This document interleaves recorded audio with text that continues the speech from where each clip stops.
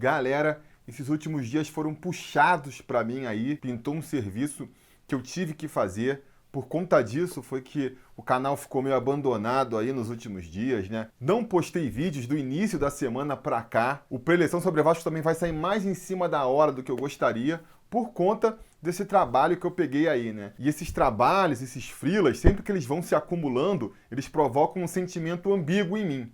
Por um lado é bom, porque são eles que me trazem dinheiro, são eles que me permitem aí pagar os boletos que não param de chegar, não é mesmo? Mas, por outro lado, eles me fazem interromper aí a menina dos olhos, o meu grande xodó, que é o Sobre Vasco. E é por isso que eu faço sempre o apelo para você aí que realmente curte o canal, né? Gosta todo dia de ver um conteúdo novo aqui no Sobre Vasco, gosta da qualidade, do carinho visual que a gente dá para os vídeos aqui do canal. Se você é realmente um fã do canal, ajude a gente a poder produzir cada vez mais e melhor, sendo um apoiador recorrente do canal. Você paga aí uma cervejinha por mês para mim lá no apoia.se/sobrevasco. A partir de R$5 você já pode contribuir, ou sendo um membro aqui no YouTube, se for mais prático para você, R$8, uma cervejinha aí daquelas de 600 ml, não é mesmo? Com essa contribuição aí você já está ajudando o canal a ficar autossustentável. Meu sonho é um dia conseguir viver basicamente aqui do Sobre Vasco, né? Não precisar abrir mão de fazer os vídeos diários para o Sobre Vasco para ganhar dinheiro. E para isso, essa contribuição é muito importante. Se você não pode ser um membro aqui do canal, você já ajuda muito dando o like aí, é super importante, não custa nada, apresentando o canal aqui para outros vascaínos que você conhece, porque se o Sobre Vasco cresce em inscrições, se o Sobre Vasco cresce em visualizações, isso também ajuda bastante. Então, feita aí essa explicação, né? Vamos aí para o Preleção Sobre Vasco antes tarde do que nunca, não é mesmo?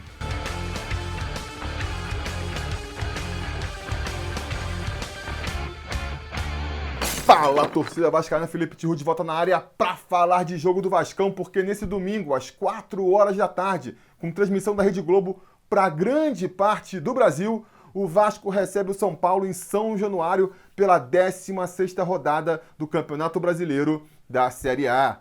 Um jogo bem complicado para o Vascão aí, porque o São Paulo vem em excelente fase, já são 5 vitórias consecutivas. Eles têm aí o Daniel Alves, que na minha opinião foi a contratação mais impactante dessa janela no Campeonato Brasileiro. Daniel Alves, que apesar da idade ainda está em plena forma, foi o capitão da seleção brasileira aí na conquista da Copa América. Trouxeram também o Juan Fran, que é um lateral espanhol veterano também, mas que para o nível do futebol brasileiro é um reforço também. Fora os outros craques que eles já tinham no time, né? O Pato, o Everton, o Anderson Martins. É um elenco realmente qualificado. O Cuca, o treinador deles, também é um excelente treinador. Então, é um time difícil de ser batido, sim, não dá para negar. Como eu venho falando no giro da rodada, né? Um quadro novo aqui do Sobre Vasco, que caso você não conheça, fica o convite para conhecer. Eu boto São Paulo aí como um concorrente ao título de campeão brasileiro, né? E esse elenco já qualificado do São Paulo, com a entrada do Daniel Alves, com ele rendendo o que se espera dele aí, para mim, eles se qualificam para brigarem pelo título, o que, infelizmente, é uma realidade muito diferente da do nosso Vasco da Gama, né? Que está nesse campeonato aí só para ficar no campeonato mesmo. No máximo, sonhar ali com uma vaguinha na Sul-Americana do ano que vem. Apesar disso, eu estou confiante de que o Vasco vai conseguir mais uma vitória nessa rodada sim, porque a gente vai estar jogando em São Januário, que é o grande trunfo do Vasco nos últimos anos. Se a gente fizer o levantamento aí dos jogos do Vasco, principalmente levando em consideração só o Campeonato Brasileiro, a gente vai ver como jogar em São Januário faz a diferença para o Vasco da Gama. Nessa temporada a gente conseguiu só uma vitóriazinha fora de São Januário, que foi justamente contra o Goiás. Na temporada passada a gente conseguiu também só uma vitória fora de São Januário contra o Fluminense no Maracanã, Fluminense freguês, né? Então daí você já tira a importância que tem o nosso estádio, né? Principalmente quando ele é transformado num caldeirão, com a torcida vascaína lotando as arquibancadas. E esse vai ser o caso dessa vez também, porque já foram vendidos aí 18 mil ingressos, então a torcida vascaína vai estar em peso aí para empurrar o time para frente. Eu cheguei a ficar preocupado que a derrota para o Flamengo aí fosse derrubar um pouco o ânimo da torcida, mas eu acho que essa procura pelo jogo mostra que não, né? Mostra que o torcedor vascaíno tá bem consciente aí de qual é a batalha do Vasco nesse campeonato e da importância que ele tem nessa batalha, né? Eu acho que a torcida vascaína tá com a consciência aí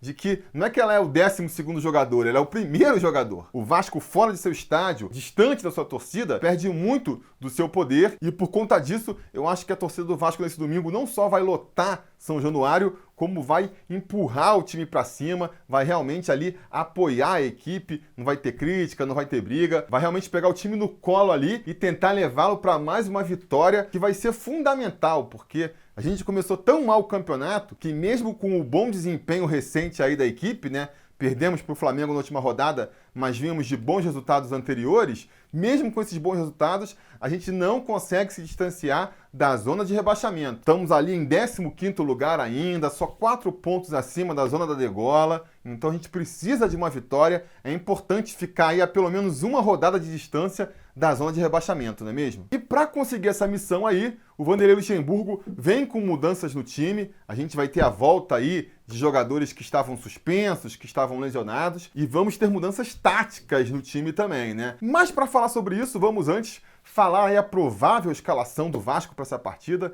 Dá até para dizer que vai ser essa escalação do Vasco sim, afinal de contas foi o time que o Luxemburgo treinou nessa quinta e nessa sexta, e pelo que a gente tem visto dele, dificilmente ele vai mudar essa escalação. Qual que vai ser o time então que vai enfrentar o São Paulo aí? No gol, Fernando Miguel, como sempre, um dos craques da equipe, inquestionável. Na lateral direita vamos ter a volta de Iago Pikachu para a sua posição de origem, né? Depois de 2 jogos mais avançados, o Cáceres, que vinha ali cobrindo ele, foi sacado do time e o Pikachu volta para a posição que ele assumiu com a chegada do Vanderlei Luxemburgo. Será que aquela vacilada do Cáceres num dos gols do Flamengo foi responsável pela barração do paraguaio? Ou será que é uma questão só tática mesmo? Não sei.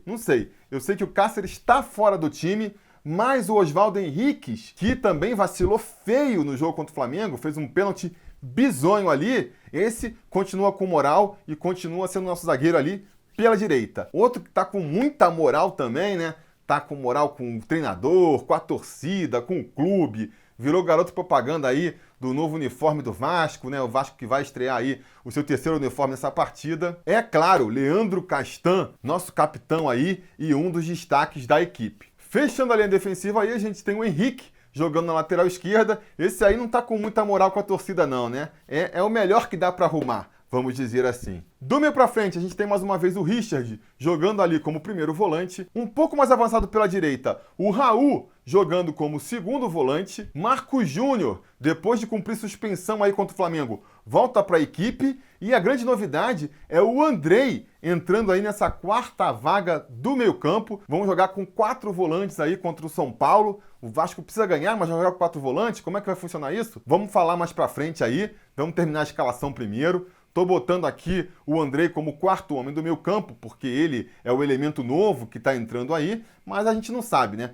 Pode ser que o Marcos Júnior jogue mais avançado, pode ser que o Andrei jogue mais avançado, pode ser que os dois revezem aí, vendo quem vai subir e quem fica mais na defesa. Enfim, vamos jogar com 4 volantes, essa é a única certeza que a gente tem. Finalmente, fechando aí esse 4-4-2 que o Vanderlei Luxemburgo tá escalando, nós vamos ter o Marrone também de volta à equipe, deve jogar mais ali pela esquerda, e o Thales fechando esse time aí, jogando mais uma vez como falso 9, aquele atacante que flutua ali e acaba caindo aí por todas as áreas do ataque. Falando do esquema tático, então, eu preferia que o Vanderlei Luxemburgo mantivesse os 3 atacantes ali, mas talvez por falta de jogadores mesmo, ele não queira fazer isso. Para mim, essa mudança do esquema tático vem muito em função do Rossi não estar recuperado ainda. Eu acredito que ele vai ficar com uma opção do banco. E aí, se as coisas não saírem da melhor maneira possível, ele vai entrar no segundo tempo, com o Vanderlei Luxemburgo aí sim, voltando para o velho esquema, com 2 atacantes mais de lado, né? Entraria no lugar do Andrei ou do volante que tivesse pior na partida aí,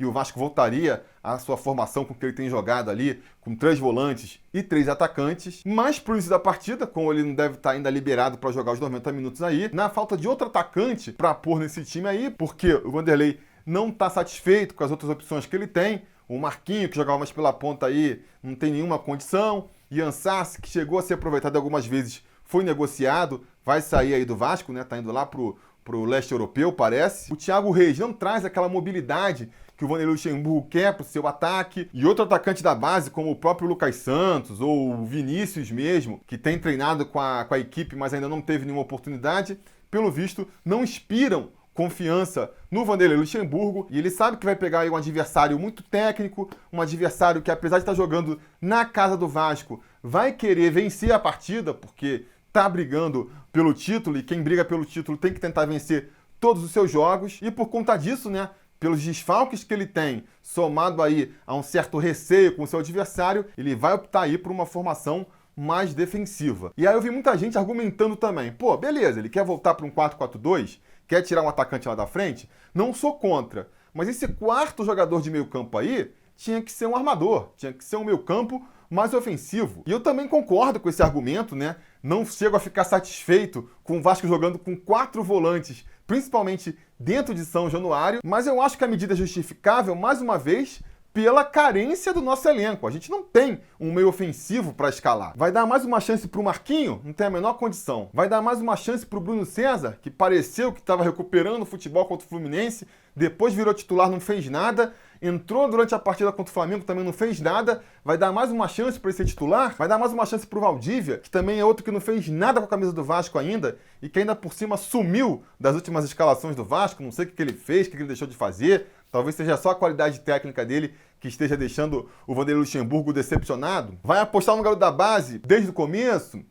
Enfim, acho que diante das limitações do elenco, o Vanderlei Luxemburgo fica meio que sem opção mesmo, né? Eu fico até meio incomodado com o Vasco jogando aí com um time que, pelo menos no papel, é tão reativo dentro de São Januário, mas diante das limitações do elenco, eu até que entendo o raciocínio do Luxemburgo. Até porque, repito, a gente tem que levar em conta também o adversário. O São Paulo tem um meio-campo muito qualificado, então é importante dar essa combatividade ali no meio para não deixar eles com liberdade para criar as jogadas. O São Paulo, ele deve ir para cima do Vasco, ele deve buscar o resultado, então vai dar espaço para o Vasco criar também, né? É diferente de ir com esse time para jogar contra um Avaí, para jogar contra um CSA, times que certamente, se viessem jogar em São Januário, viriam retrancados, viriam satisfeitos com o empate. Aí é difícil, né? Você ter que criar contra um time que está todo fechadinho lá atrás, cheio de volante, é mais complicado. Jogando contra um time que vai partir para cima e que, portanto, vai se expor mais e deixar espaço lá atrás, pode ser mais interessante. Até porque a gente tá vendo o Vanderlei Luxemburgo aí voltando a apostar na juventude e na mobilidade, né? Tá tirando o Marquinho, tá tirando o Bruno César, que são jogadores mais velhos e mais lentos, tá tirando o Lucas Mineiro também, que não é velho, mas é lento como se fosse, para apostar em jogadores que trazem mais mobilidade aí, né? O Marrone, o Marco Júnior, o Andrei, não são todos velocistas, mas são jogadores que se movimentam mais do que esses que estão saindo. Então a gente pode esperar um time mais combativo, que marca mais próximo o seu adversário, que quando tiver com a bola vai conseguir no mínimo se movimentar mais, aparecer mais como opção, tentar dificultar um pouco mais a marcação do adversário aí, né? Pelo menos essa é a minha expectativa. Diante de tudo isso aí, amigos, diante do histórico do Vasco também, né? Se a gente pegar aí as impressões que se tem desse time do Vasco, é um time que joga melhor em São Januário, que joga melhor contra equipes mais qualificadas, quando ele pode ser mais reativo, não precisa propor o jogo, sabendo da pressão e da festa bonita que a torcida vai fazer em São Januário. Tudo isso me deixa confiante de que, apesar aí da qualidade do adversário, a gente vai sair com mais um resultado positivo nessa rodada. Vamos conseguir uma vitória sim. Não vai ser fácil, nunca é fácil, né? Mas eu acho que a gente vai conseguir sair com essa vitória sim. Eu vou apostar no placar aqui de 2-1 pro Vasco. Vou apostar num gol do Marco Júnior e num gol do Thales. Estou vendo muita gente botando fé no Thales aí, né? Torcendo pro garoto fazer o seu primeiro gol com a camisa do Vasco. Os conselheiros, apoiadores aqui do canal, no nosso bolão lá do Sobre Vasco, tem muita gente apostando no Thales, confiando que ele vai finalmente conseguir aí fazer o seu primeiro golzinho. Tá jogando para isso e eu também confio que ele vai fazer. Então minha aposta vai ser 2-1 aí. E por falar em aposta, vamos trazer aqui a aposta do conselheiro gato-mestre da última rodada, o Jonathan, que apostou na derrota do Vasco aí na última rodada, né? Ele não acertou o placar de 4-1, mas foi quem chegou mais próximo. Apostou que o Vasco ia perder por 3-1, mas que vai tentar se redimir no palpite dessa rodada aí. Né não, Jonathan? Dá seu palpite aí. Fala galera do canal Sobre Vasco, beleza? Infelizmente tive o desprazer aí de ser o gato mestre da rodada passada, acertar o placar aí do jogo contra o Flamengo. Mas pra se redimir nessa rodada aí, vou postar alto do Vasco, acho que vai ser 3-0 Vasco em cima do São Paulo. Gol de Pikachu de pênalti, o Pokémon vai se redimir. E os outros gols vai vir da dupla Marrossi. Marrone e Rossi entrando no segundo tempo, o Rossi vai fazer o dele. E Marrone vai guardar o dele também. Vai, Pio. É isso, tamo junto. Tá aí, 3-0, amigo. 3-0, Jonathan. Tomara que você seja o primeiro conselheiro aqui a ser 2 vezes gato mestre da rodada, porque dessa vez eu quero que você esteja certo. 3-0 vai ser bonito demais, mas se for 2-1, que foi meu palpite, também já tá bom. O importante é o Vasco sair com os 3 pontos aí dessa partida. O importante é a torcida que vai estar lotando o São Januário lá, terminar essa tarde de domingo com uma bela festa. A gente precisa e merece demais isso aí, não é não, galera? Então é isso que eu tinha para dizer por hoje. Vocês sabem, né? Se tudo der certo e nada é errado, a gente volta aí depois da partida para comentar o resultado. Então assim que terminar o jogo, já fica ligado aí, já liga o sininho de notificações para ser avisado quando sair o vídeo comentando o resultado da partida. E até lá, a gente vai se falando. A realização desse vídeo só foi possível graças ao apoio inestimável dos conselheiros do Sobre Vasco. Ajude você também ao Sobre Vasco continuar no ar, se tornando um apoiador em apoia.se/Sobre Vasco ou sendo um membro do canal aqui no YouTube.